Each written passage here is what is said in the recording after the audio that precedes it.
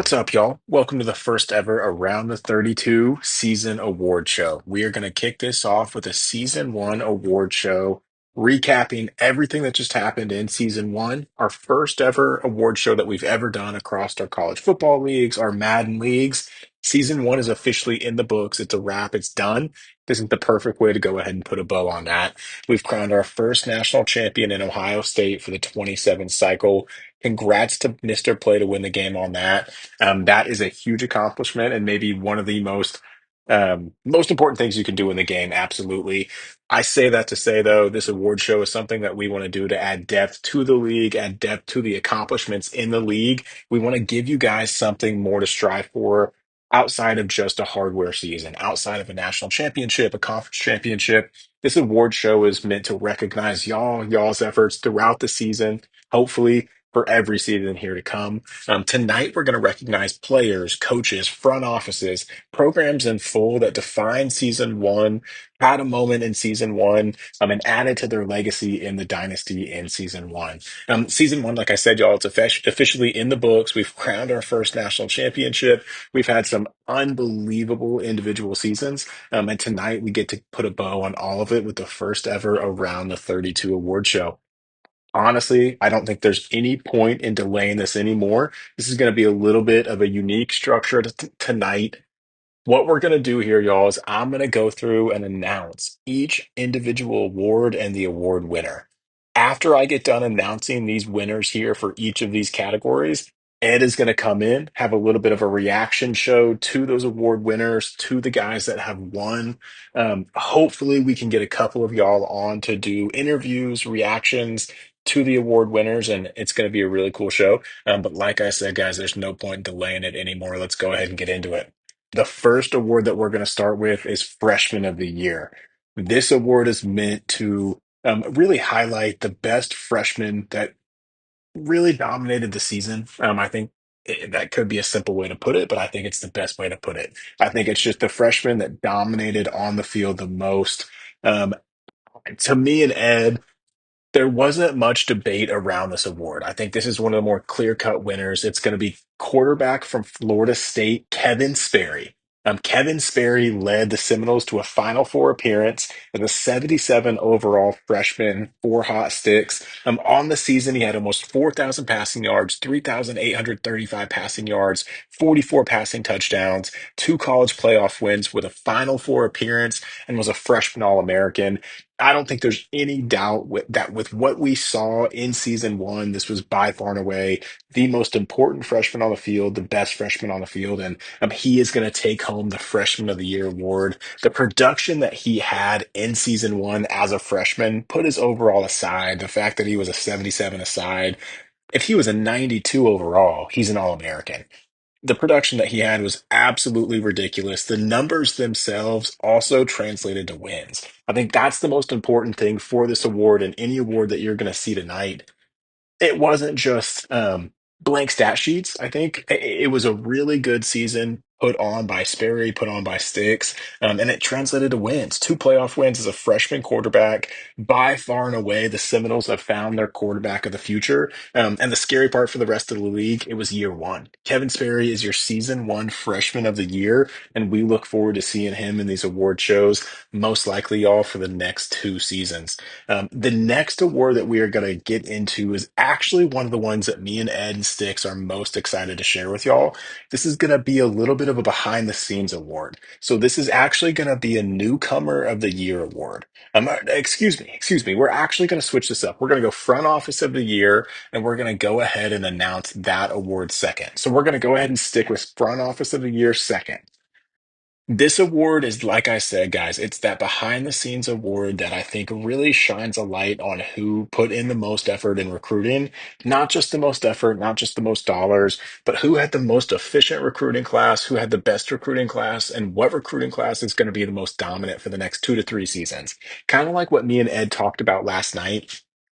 The best part of a great recruiting class is that it's dominant for 1, 2, 3 seasons. Potentially, you return a fourth year starter here and there. But ideally, over the next 2 to 3 seasons, you've got enough guys that are going to lead you to some piece of hardware, a conference championship, a national championship, whatever that may be. That's ultimately the goal. Not to delay it anymore, we're going to go ahead and announce as the front office of the year the Georgia Bulldogs. As we know, the number one recruiting class in the country for season one. But like I said, y'all, this award is about building for the future. Georgia won recruiting battles left and right against some of the top users in the country, some of the top schools in the country, some of the top pipelines in the country. The class is the one that could shape the landscape of the SEC for the next couple seasons. And Georgia enters season two with a completely different roster outlook, a completely different look for season two, but yet the same dog in the backfield in Nate Frazier, some key guys returning. Georgia brings home that front office of the year award and enters season two with the best recruiting class in the country and in the around the 32 franchise. We will see how that pans out in the next 2 to 3 seasons. Okay, y'all, we are going to go ahead and keep it moving and go to our next award here. Congrats to Georgia. Congrats to Eddie. Huge award. This next one we're really excited to unveil as well. This is going to be a little bit of a newer award, and it's something that, again, it's kind of behind the scenes. It sheds a light on some of the guys that you might not know a lot about. It's going to be the Newcomer of the Year award. The winner for the season one Newcomer of the Year award is going to be DC 305, head coach at Penn State. What he did this year, not just in the recruiting cycle. I know the recruiting got a lot of attention because of NIL spent, but also because of the guys that he got in the transfer portal, how elite talent wise that class was. This guy is a great addition to the league, y'all. Like that has a little bit to do with it, obviously. He's a great dude. He's great in chat. He obviously knows ball. You can tell by his messages. But overwhelmingly, what decides this award and what is going to decide this award in seasons moving forward is how you come into the league and win games. We've never, I don't think we've, and I should probably should have had a conversation with Sticks beforehand about this, but I don't think we've ever seen a user come into the league and dominate the way that he did in season one. I'm 13-1 on the season, the Big Ten champion over the national champion Ohio State Buckeyes. Um, there's no adjustment period. As soon as DC 305 came into the league, man, like he just started balling. Like he played Zach in Oregon. I know he played Washington. He played Ohio State. He played some of our legitimate users, won, walked into AT32, instantly became an elite user, and honestly put together one of the best overall seasons in the league. Again, like I said, beating the initial eventual national championship that makes the Big Ten title look even better than it did in that moment. And in that moment, it was something special. Like I said, guys, 13 wins, a Big Ten championship, an absolutely crazy way to introduce yourself to the group, to the league. DC 305 and Penn State is your newcomer of season one. Hell of an award and absolutely deserving. This next award is going to be one that we want to throw into the middle of the show real quick. It's a big award, but we want to go ahead and give you guys one that is super meaningful. So this is going to be the Defensive Player of the Year award for season one. The Defensive Player of the Year for season one is going to be linebacker from Michigan, Troy Bowles. This was a really tough debate. It came down to Clev Lubin, the edge player from Louisville that actually made the Hall of Fame. Bowles was not put up for Hall of Fame nomination, or I think he would have been a Hall of Famer as well. This was an insanely difficult debate, and it came down to probably the tightest decision out of any award in here. I think Lubin should be recognized because of the season he had. At the same time, your winner is Troy Bowles, and for the right reasons. The stat line that he put together was as complete as we saw in the entire country. He impacted basically every area of the game. 17 tackles for loss, 85 tackles, 4 sacks, or excuse me, 4 interceptions, 2 sacks, 2 forced fumbles, and a touchdown. If there was a stat category, Bowles put something up in that stat category. I think another thing that we have to highlight here is the season Michigan had. Troy Bowles was a sub 80 overall linebacker that was most likely the user for Ajax a lot of the time on the defensive side of the ball, and he absolutely dominated on that side of the ball. What he did is a pure it's a credit to Ajax and what he did as a user because that is your stick skill right there in that stat category. And it results in a Defensive Player of the Year award. Huge year for Michigan, huge year for Troy Bowles. Bowles did basically everything that you could ask a linebacker to do. He is the season one Defensive Player of the Year. Congrats to Michigan. It is absolutely well deserved. We are going to hit something real quick next, y'all. We are going to go ahead and go to turnaround program of the year. This was another tough debate. We're going to go ahead and announce, though, the turnaround program of the year is going to be Louisville. Louisville had a hell of a season. Louisville was the second choice in newcomer of the year. That was another tough debate, just like we talked about in regard to defensive player of the year. The Louisville Penn State conversation for newcomer of the year was a tough conversation. As we're about to dive into, or honestly, as we're going to talk about now, Louisville had a hardware season. Louisville won the ACC championship over Miami, had a 12-2 season. One of season one's biggest stories with Isaac Brown, with the statistical production that he had on the field, with what he was doing just in the win column. It was a shock. He went from an overlooked program in full to a legitimate conference championship and a national championship threat in just a matter of weeks. By the end of the season, it wasn't a surprise team to anybody. It was a team that you really did want to face going into the playoff. And I'll say this too. I think one of the defining conversations that we had in regard to this award was the expectations that these teams now carried going into season two compared to how we viewed them in season one. I don't think anyone viewed Louisville as a threat in any way season one after that Michigan game. By the end of the season, again, he proved that he was one of the best users in the league, one of the best dudes on the sticks in the league, and you did not want to face him. And that was a huge reason that Louisville inevitably became the turnaround program of the year. I think Louisville's not going to be sneaking up on anybody anymore. The Cardinals are going to be your season one turnaround program of the year, and I think we need to keep an eye on them moving forward, y'all. The next award that we want to go ahead and highlight, it's a special one. It's one that goes hand in hand. The defensive player of the year.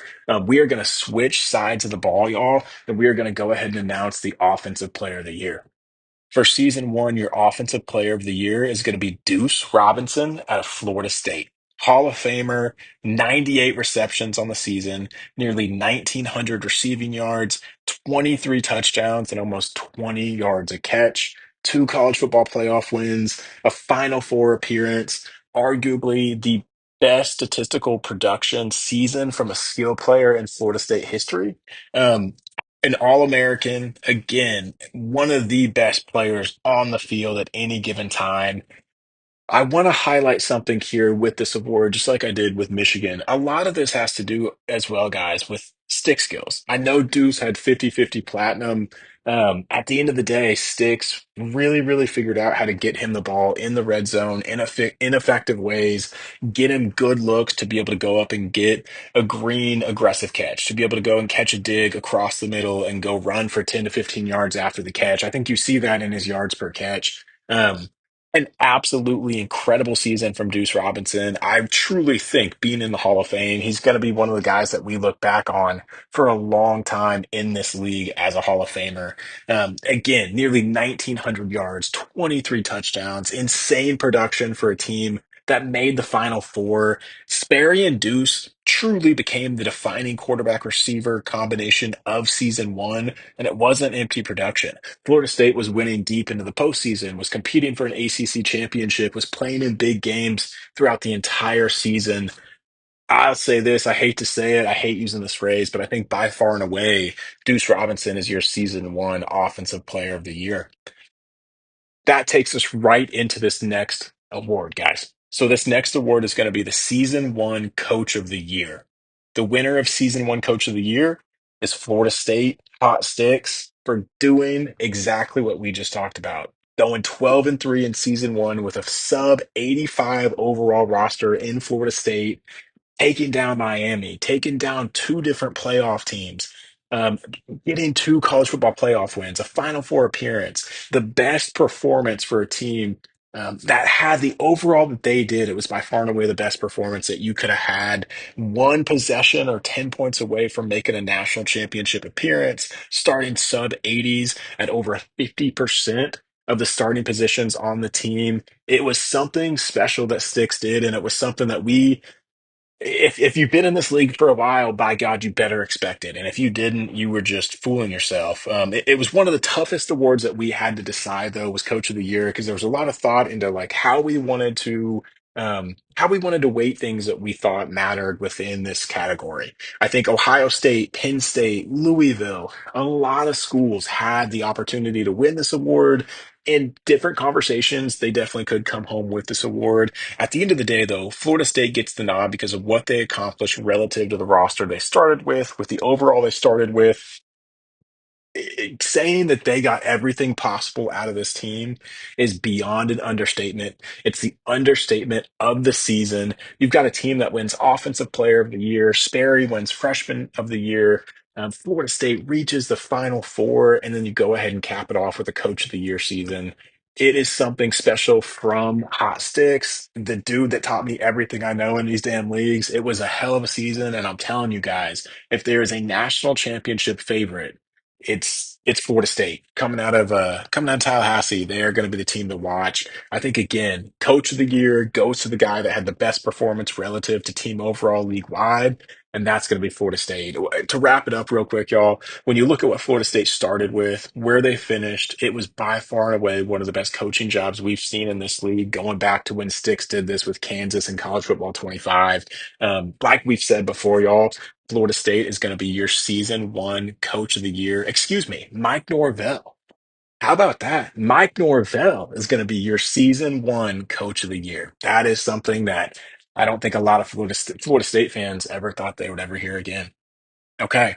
That is going to take us into the big award. This is something that, again, me and Sticks and Ed, we talked about for a long time. If we wanted to do this, if we were going to introduce this award, first and foremost, we never want to step on any of the history in the game, but at the same time, we do want to recognize a league MVP. We've always wanted to base this show off of the NFL honors. These awards kind of mirror those that the NFL does because I think it's kind of a unique take on the college football awards that have lost their luster in real life. So we've decided that we want to moving forward go ahead and do a league MVP that recognizes the most valuable player award for the season. Obviously, there's a lot that goes into this conversation. It was a really difficult conversation to have. We had a lot of guys that were up for this award, that were eligible for this award. Devin Dampier, Deuce Robinson, TJ Mobley, Isaac Brown. We had a lot of guys that we talked about and we debated on. At the end of the day, we are going to go ahead and announce the league MVP for season one as quarterback from Ohio State, Julian Sand. The reason we're going with Julian Sand as the league MVP for season one is he was the quarterback for the national championship winning team, had the most efficient national championship that you could ever ask for, 70% completion rate with the Ohio State offense, 32 passing touchdowns, 3,500 passing yards. Does the production absolutely blow you away? No. Were there any mistakes within the game? No. Plenty of players had bigger raw numbers, better production. The MVP is going to be about production and winning. Being the quarterback for the national championship winning team, being a preseason first team All American, living up to that hype and getting snubbed on those awards at the end of the season should not take away from the season that Julian Sayin had. He absolutely deserves the award, finished the job, brought home the first national championship to Ohio State for the college football 27 cycle. Again, y'all, we had some ridiculous individual seasons this year. But when we're talking about the most valuable player in AT32, eventually you kind of have to ask yourself who delivered when absolutely everything was on the line and who had that ball every play when it mattered most. It was Julian Sand. At the end of the day, 3,500 yards, 32 passing touchdowns, 70% completion rate, under six interceptions on the season, I believe, seven interceptions on the season, playing for Big Ten titles, national championships, bringing home a national championship trophy, going 13 of 15 in the national championship, bringing home the trophy. It's more than deserving of the league MVP, and we are going to go ahead and crown Julian Sayin as the league MVP for season one. It is super excited to do so because A, it gives us our first league MVP of AT32. Ohio State brings home the MVP, brings home the national championship. It's a massive season for Ohio State for Mr. Play to win the game out of Columbus. It's super exciting to announce, and I think it's going to be something that's going to be really exciting to talk about in seasons going forward. At the end of the day, guys, we do want to highlight a couple different things in closing here. Ohio State is your season one national champion. LSU is going to be your season one national runner up. Penn State is going to be your Big Ten champion. Louisville is going to be your ACC champion. Texas Tech is going to be your Big 12 champion. And Texas is going to be your SEC champion. A little season one history to wrap up this award show. To close, we just want to say we thank each and every one of you guys for everything that you put into the league, all the energy that you put into it. We want to do shows like this because of the energy that y'all put into this. This is officially going to close the book of season one of Around the 32. Congratulations to everybody that won awards. Congratulations goes to Ohio State again for the season that he had. Thank you to everybody in this league, whether you're one of the 32 active guys, whether you're on the wait list. We appreciate every one of you guys. These award shows are what they are. The recap shows are what they are. All these broadcasts are what they are because y'all tune in. You're receptive to them. You enjoy them. And you guys make this league just a blast. I think at the end of the day, that's what this is supposed to be. It's supposed to be just a slice of positivity and fun, y'all. Like that's what it is. And that's what we've built. So season one is going to set the standard for what we are going to strive for every single season. And I'm telling y'all, we're going to top it. Season two is going to be something that we're so excited for, and it's going to live up to the hype. I know it. Now we get to find out who can raise the bar, and we'll see how that happens in season two. Wow. What a slate of guys for our very first award show, right?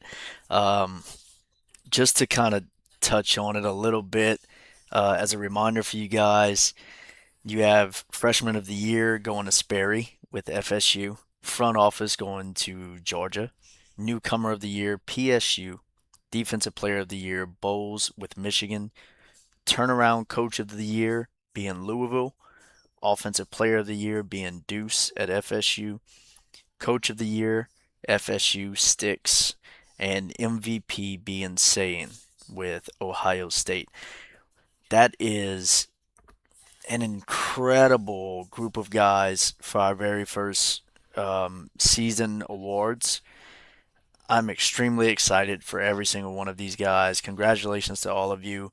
Uh, I have a few potential interviews lined up. I'm waiting to see because we actually just hit advance, so I'm waiting to see if any of these guys are gonna want to hit it right now before I really dive into everything. I want to get Eddie in here, but he said he's playing Zach right at advance, so I'm gonna try to get Michigan in here first, and we'll see what how that goes. Um, while we're waiting, just to kind of touch on each of these individually, and I'm gonna try to keep this as brief as possible. Freshman of the year going to going to Sperry, it's it was kind of a no-brainer, right? There was a lot of really good freshmen this year that any other season they they they probably have a pretty good case. I think the closest being I think it was Walton from um Notre Dame. Sorry guys, I'm trying to navigate two or three different things right now. Uh but I think it was Walton from Notre Dame that was kind of the runner up in my eyes that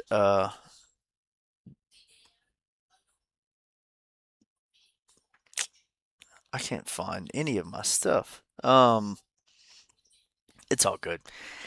I think it was Walton though that had the runner up for freshman of the year, and Sperry just I mean whenever you have a quarterback who is a freshman on a team that by the user's own admission was a rebuilding team and they make it, you know, one game away from the national championship game.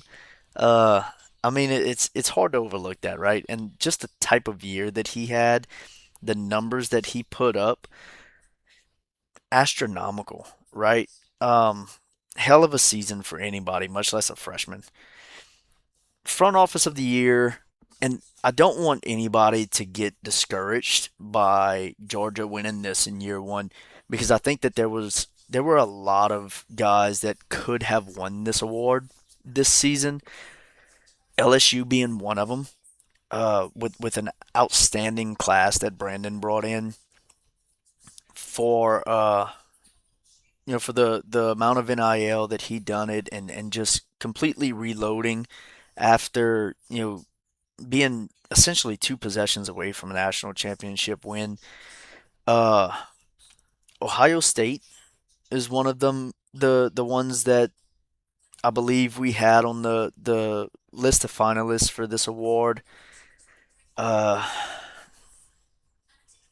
there were a few. We had kind of like a top six, and I wish that I could find it. Dude, y'all would freak out if y'all saw all the different graphics in my phone. Um, it's it's ridiculous. Okay, yeah. So, uh, there we go. I just found it. So we had Georgia, Ohio State, LSU, and Alabama. Just based off of the body of work that those guys done, and as the seasons are gonna progress, that's gonna expand a little bit, right? So after the first season, the body of work that we looked at is pretty much just recruiting. So it's hard to go based off of anything other than who had the top recruiting class. And I think that as we covered it last night, it's very debatable, right? You can say that Eddie at Georgia did because of the NIL spent and the talent brought in and all of that other stuff. Um, but it's also a little bit deeper than that. As that award progresses, as the seasons progress, you also start looking at what you're doing with your staff, what you're doing with your facilities. I know that Austin in Miami has built national powerhouse facilities, so stuff like that is going to play a massive role, and we don't have the ability to see that stuff. So whenever you're doing those things, if you can shout it out, and if it's something that we catch and we remember and we can take that into the off season with us, it's absolutely going to play into the front office aspect of this. Um, so congratulations to Eddie, but don't be discouraged thinking that you have to have the number one recruiting class in order to get this award in years to come. For right now, I'm gonna try to get Ajax on a call here. Let's see how this goes.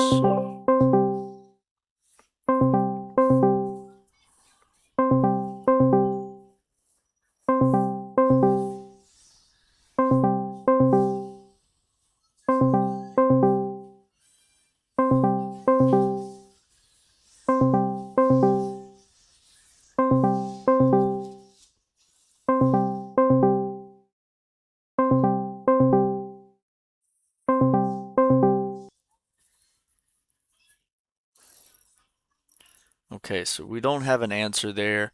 I'm gonna shoot him a message real quick,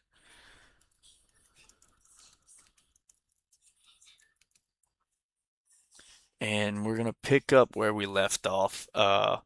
With newcomer of the year being Penn State.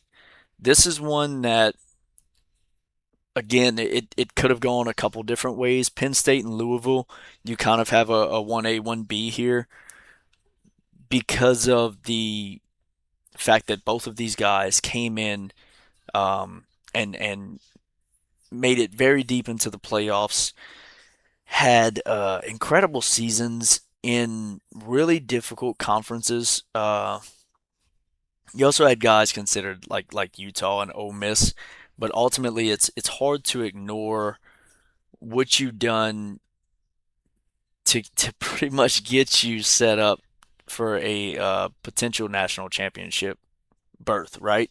And Penn State and Louisville certainly done everything that they needed to do in order to get there. Unfortunately, they just couldn't pull off the game that they needed to pull off to advance. Oh, here we go. We got Ajax in here now.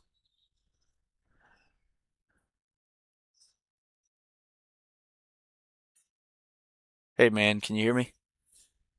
I can hear you. You got me? All right, man, I got you. So, for those of you listening, this is breaking news to Ajax. Congratulations, man. You have won an award for Oh, season one of AT32. Troy Bowles, Mike Linebacker, is our defensive player of the year. awesome. Surprised. Well, he We had a he safety that was balling out too. yeah, you had a couple guys that was there. You know, we looked at the in-game defensive player of the year, and it was kind of filled with Michigan players, right? But man, Troy kind of done some very special things. He pretty much padded the stat book.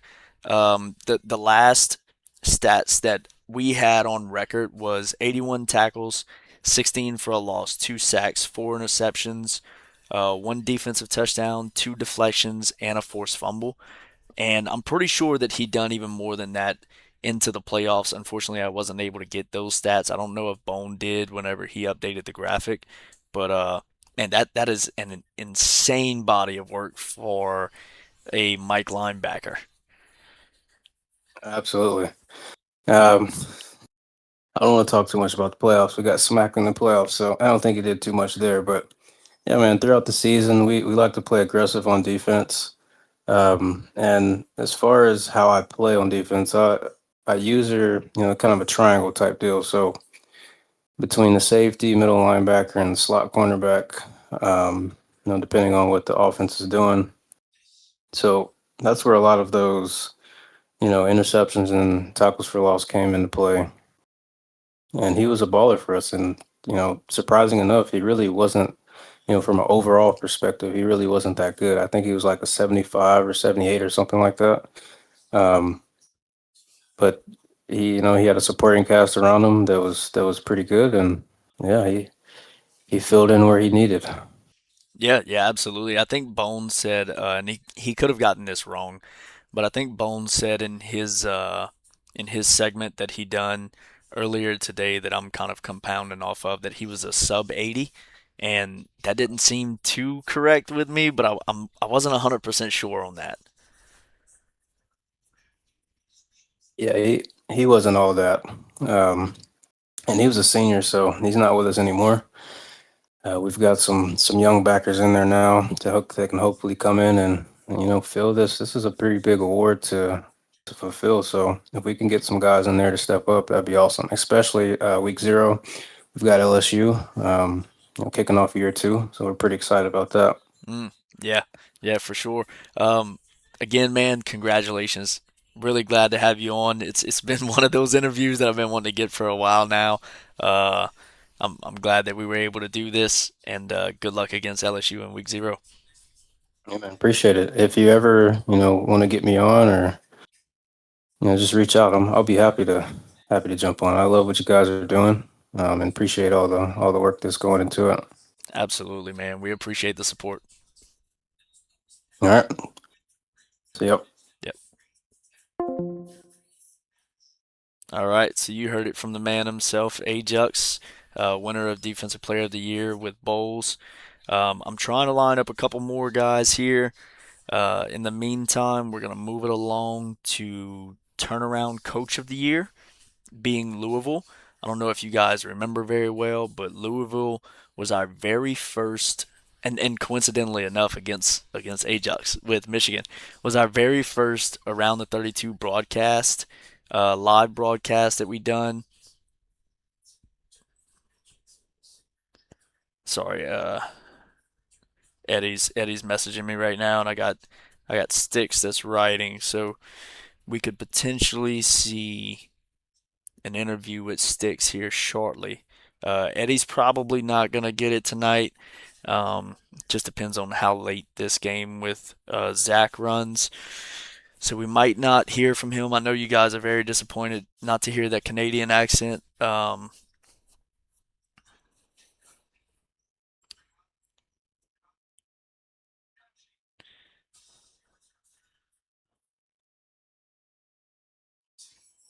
All right, sorry. Messaging sticks here. He was a little bit confused on what what I was doing at this moment. Um, so Louisville, that very first game of the season, first broadcast game, live broadcast that we done, uh, absolutely one-sided game. That he lost in that one, and then he went on to have a massive season, beating Sticks early in the season, coming in and taking Sticks all the way to the last second of the game. Comes down to a 2 point conversion that he does not convert. Sticks' defense stands strong on it. Uh, one game, 2 games away from national championship berth in his very first year here. Completely impressive. Type of season that he had. Some of the other guys that we had nominated for this award is Ole Miss Cade, with the early struggles that he had with his Wi-Fi, dropping a couple games against Louisville and LSU. He goes on to beat Eddie in Georgia, beat Schmitty with Oklahoma, and narrowly misses the playoffs. FSU being one, having that early loss against Louisville and doing what he done, and Indiana was also another one that we talked about.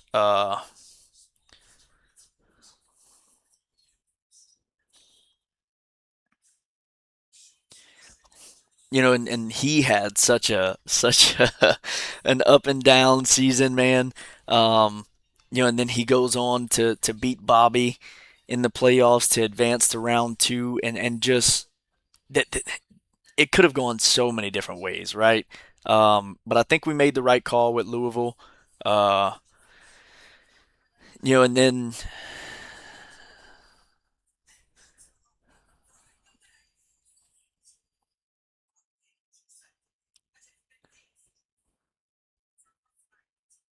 okay, Sticks is going to join here in just a minute, and it's just in time because we're getting to offensive player and coach of the year, which are both FSU guys. So we're going to pause here and wait to see if we can get him in here before kind of touching on those two awards. Uh, while we do that, I want to circle back to freshman of the year because I was looking for that graphic earlier and I couldn't find it. Um, some of the other guys that we had nominated for this award, other than Kevin Sperry with FSU, was Ian Primer out of Notre Dame, Hayden Lowe out of Miami, Jonas Walton also out of Notre Dame, Trey Bell III also out of FSU, and Savion Hitter from Michigan. Some of these guys put up very impressive seasons for anybody, much less a freshman.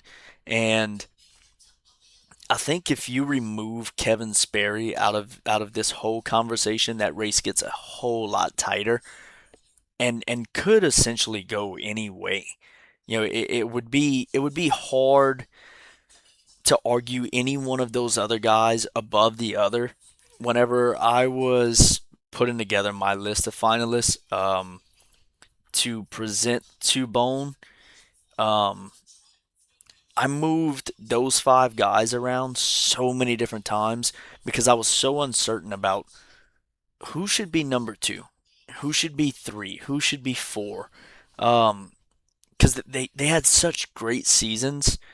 And for those of you who don't know, real quick, while we're waiting on Sticks, I'm going to kind of rattle them off a little bit.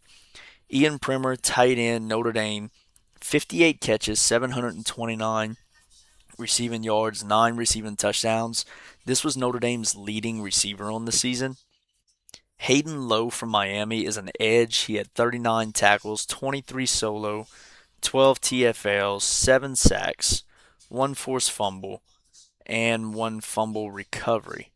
Okay, so that looks like Sticks is ready to go. Let me get him in real quick.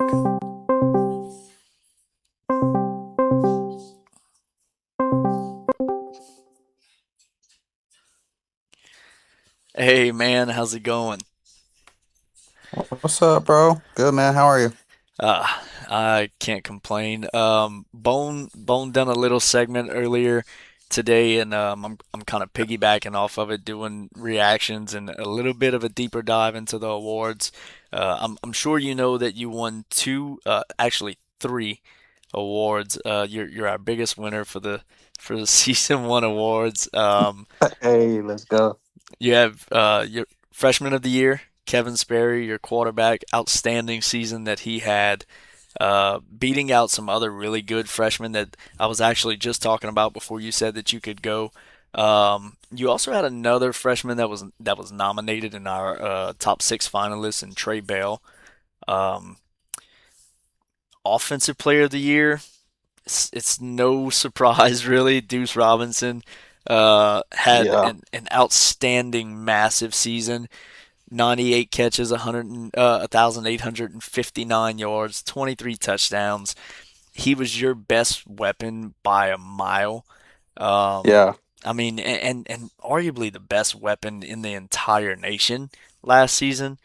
Uh, and that's beating out guys like Devin Dampier, EJ Mobley from Notre Dame, Julian Sayin and hmm Bo Jackson, both out of Ohio State, and what they done with the national championship run, and Malachi Tony with the amazing season that he had there in Miami, both through the air and on the ground. Um, and then the big one for me, the one that I think is very impressive is the coach of the year. Going into this season, you said that this was just a rebuild year. Don't be watching for FSU. We're not gonna make waves, and then you done what you do, and get inches away from national championship berth pretty much. It's absolutely impressive doing that with the team that you had. There's so many good guys that we could have given this to. LSU, B. Cole being one of them. Yeah, Coming up just hell of short a in the season. national championship. Outstanding season. Uh, and doing it in the SEC with and LSU's not a bad team by any means. I think they started the season off as an 88 overall.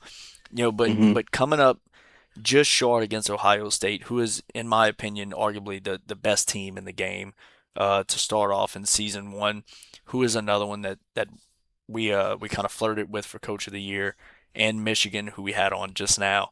Um, Yep. so Louisville was another guy who he's tough, man. yeah, He's man, tough. Louisville, When he Penn gets that State. roster better, he's going to be in it every year. Penn State, Yep, yes. yep. Undefeated, yes. Bobby's another one. Bobby That had a great season. dude, Fell there's short, just tough break in the playoff, but a great year. absolutely so many guys that could have won this award. But going into season two, I don't want guys to think that they have to have the national championship team, the best record in the league, in order to win this award. It's just who done the best work with what they had, right? Um, Yep. and I think that's definitely got to go to FSU for this season.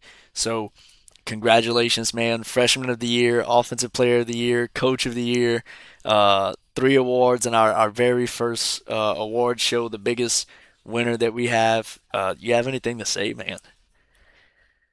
Well, first of all, just appreciate it. And like, I love what you and Bone are doing with the awards because, we think the game, like we've talked about it, how the game just doesn't really reflect always accurately who was truly, uh, the true award winners from those categories in those areas. Not that the guys who won it weren't deserving, but sometimes some of those things can get overlooked, like you said, team overalls and stuff. But yeah, man, I mean, those awards to me were perfect just because starting the year, Sperry at QB, it was really just a bunch of Joes in the QB room, just a bunch of Jags. I had basically three different impact freshman quarterback, and they were all 78 overall, so or right around there, maybe 76. And so I kind of had a decision to make. Went with Sperry just because he, to me, had the best attributes, and he delivered, man. I mean, I'm bringing him back for another year. There was some other QBs. There was a lot of QBs in the portal that could have been available to me with the budget bump that I got this offseason. I said I'm just gonna get some more weapons around Sperry and let it ride with him. So we'll see what he can do going into the next year. But I would say Deuce definitely made it easy on him. Deuce was he was everything to the Seminoles last year, man. I mean, he was just a guy who, if he was always open, kind of like Randy Moss. If he's covered, he's still open because he can go up and get it. He could run the routes. He could jump for any ball. He had great hands. He was the perfect player for me year one. And yeah, man. I mean, you know me. I like to hunt for a natty, but I felt like I was playing with house money once I made it to the playoffs.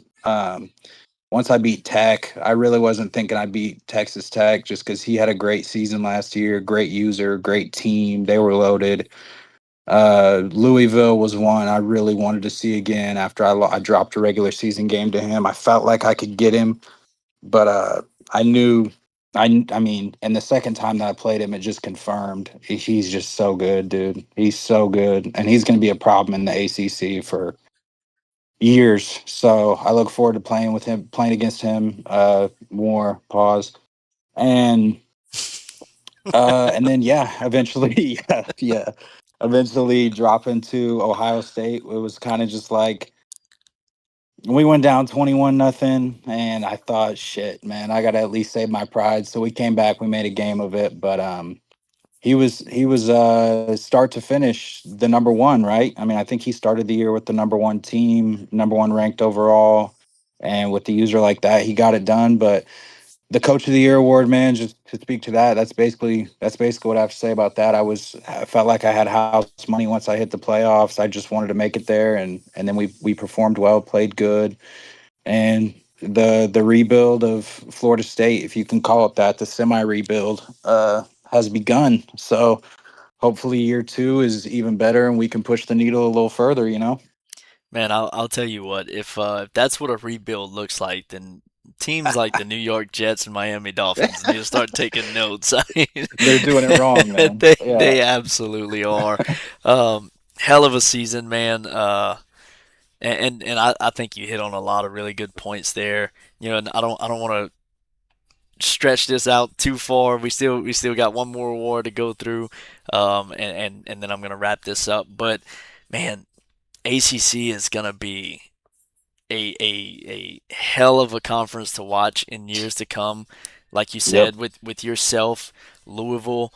Hopefully, Josh can get his connections, straightened out with his internet, and he can start playing a couple games now with Clemson, Yep. Miami, Austin. Miami. I mean, that's going to be such a Yes. loaded Yeah. conference, such a fun conference to watch for sure. Because, Miami's going to bring that roster every year and you're just going to have to deal with it. So, yeah, man, Dude, I can't wait and appreciate the call, appreciate the interview, appreciate the awards, and look forward to another great year in the Dynasty.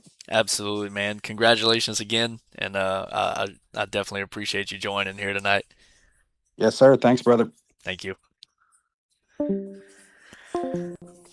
All right, so that leaves us with our last award for the night, MVP, which this is one that, like Bone said, we kind of flirted with. We weren't really sure if we were gonna take this or not, uh, because we didn't want it to feel like it takes the place of the Heisman in game. Um,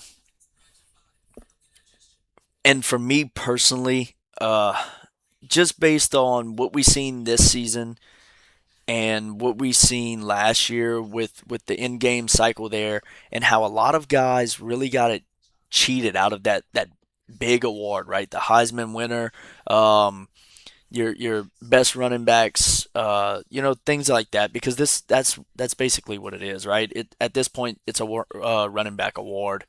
Um, and so many guys who win it have that asterisk by their name because ultimately they get, if not a warning, a 1 or 2 game suspension for stat padding.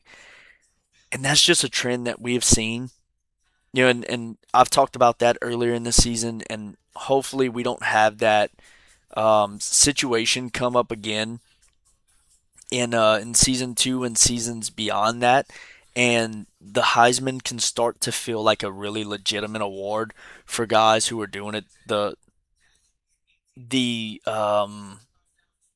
respectable way, I guess you can say. I don't want to say right way because there's really no right or wrong, but the rules are the rules, right? Um, so this is one that, for me personally, I feel like we needed to acknowledge somebody other than what the game decides is the Heisman. And it's something that I pitched to Bone and Sticks for quite some time now, and I wasn't very sure if they were gonna take off with it. I'm glad that they decided to. Uh, but Julian Sayin, quarterback, Ohio State, taking this one. Um, we had a lot of good guys in this conversation with Deuce Robinson, our offensive player of the year, obviously being in that conversation. Troy Bowles, our defensive player of the year, in that conversation. And I don't want anybody to ever think that a defensive player cannot win MVP, because you absolutely can. This is not the NFL. We're doing it like NFL honors, right? But this is not the NFL. This is not college game day. This is not this this is something completely different, right? This is based on our understanding of the game, our understanding of the league, the type of season that you guys put forward. It's always going to be a little bit harder to get a defensive player in that conversation for MVP because most users aren't playing every defensive snap like they are playing every offensive.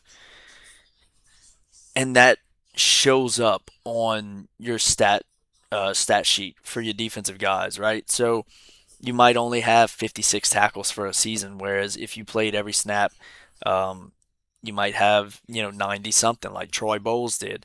A couple other guys that we considered there, Devin Dampier out of Utah, extremely consistent season that he had.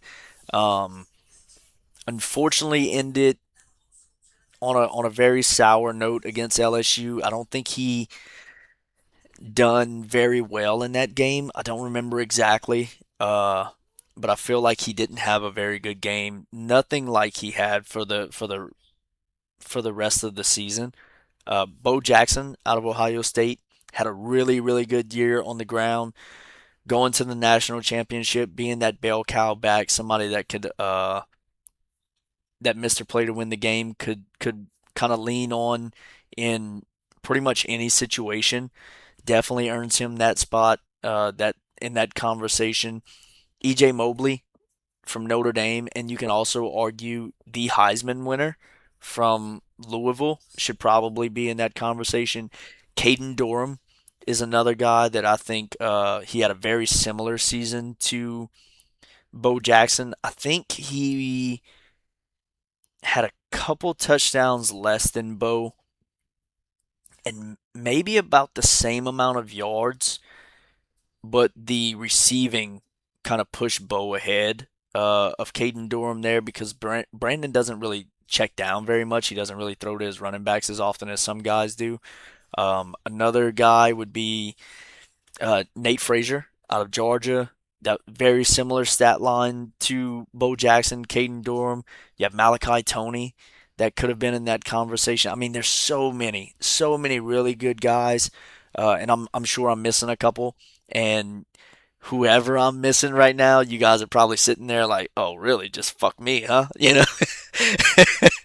But man, there's so many. And listen, whenever I initially put my list together to present to Bone, and I said, look, this is the guys that I'm looking at.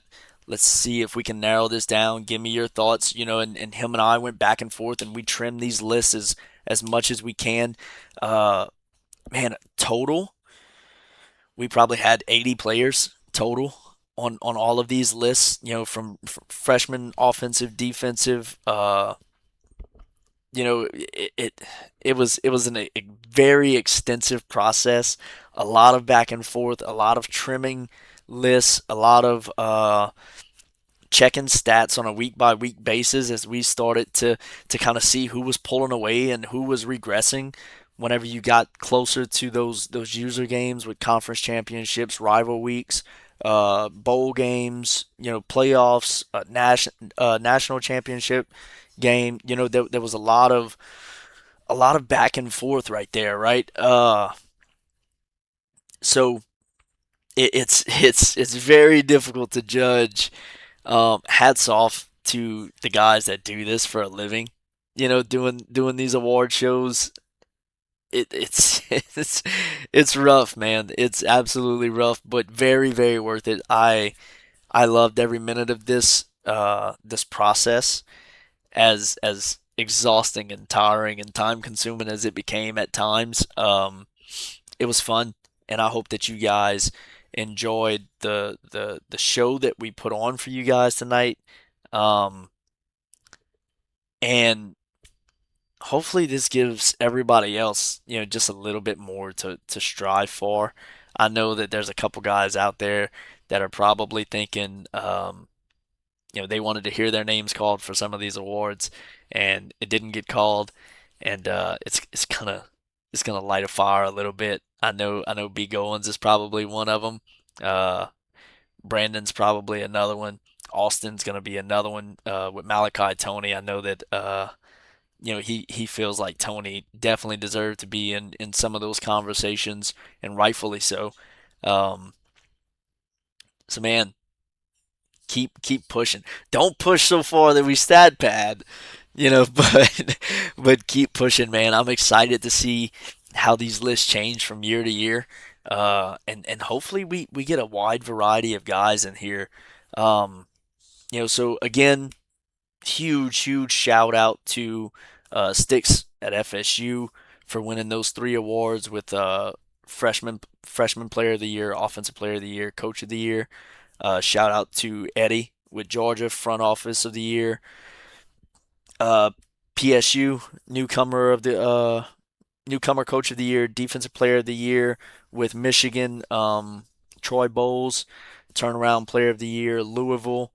Uh, and then MVP, Julian Sayin, national championship winning quarterback. Extremely efficient season, and just something to be extremely proud of there in Ohio State. So that's gonna wrap up our very first award show, and hopefully I didn't ramble too much for you guys. I'm just over an hour here, and yeah, it was fun. Congratulations to all the winners again. Good luck in season two. I know we have a couple games kicking off right now. I'm itching to watch. So good luck to all of you guys who are playing in week zero, and let's have a great season two. Thanks again for watching, and this has been Around the 32, where we have 32 coaches, 32 teams, one dynasty. This is college football our way. Ed signing off.